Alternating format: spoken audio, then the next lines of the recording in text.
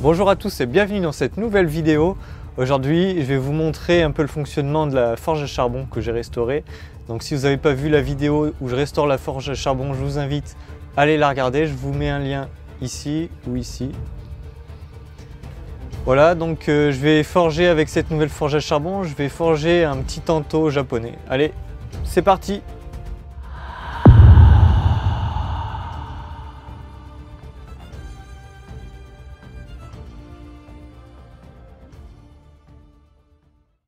Quelque part dans l'univers, sur une planète isolée loin de tout, sous les nuages, entre les montagnes, vivait un forgeron, spécialisé dans tout ce qui est japonais, un passionné. Bonne vidéo à vous.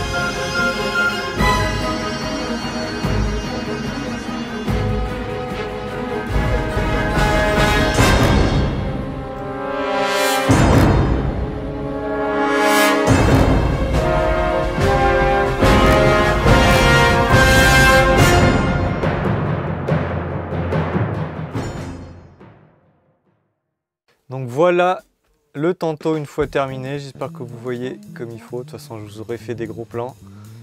Voilà, donc là, c'est une forme de lame qui s'appelle Ocho Zukuri. Voilà, ça change un peu de ce que j'ai l'habitude de faire en termes de couteau. La ligne de trempe est pas trop mal, je trouve. Vous avez vu comment j'ai mis l'argile sur la lame en faisant des croix. C'était un test pour voir ce que ça donne. Donc on a quand même des vagues en fait, c'est intéressant. Et du coup par là, en fait, ce qu'on voit, c'est que l'argile a dû sauter à la trempe, ou je sais pas ce qui s'est passé, mais du coup la trempe va jusqu'en haut de la lame quasiment.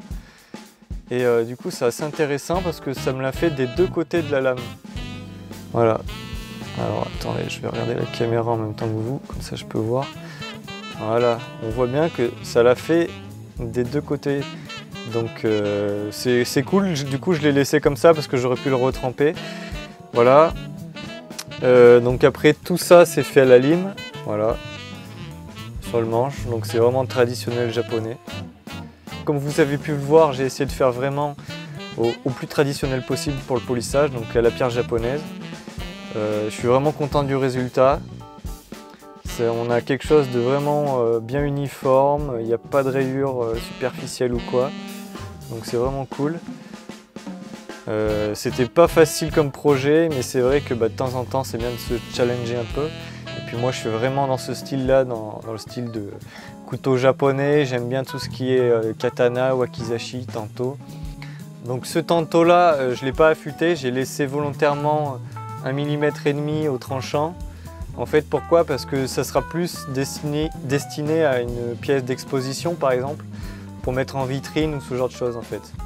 Parce que ça, c'est pas un couteau qu'on va utiliser pour aller faire du bushcraft ou quoi que ce soit, on pourrait, mais là, vu le polissage qu'il y a dessus et tout, ça serait le massacrer pour rien, quoi. Autant faire un autre couteau bushcraft avec un polissage moins poussé pour aller dans la forêt et se faire plaisir, quoi. Donc là, c'est vraiment une pièce, on va dire, d'exposition. Donc elle sera sûrement en vente sur mon site internet.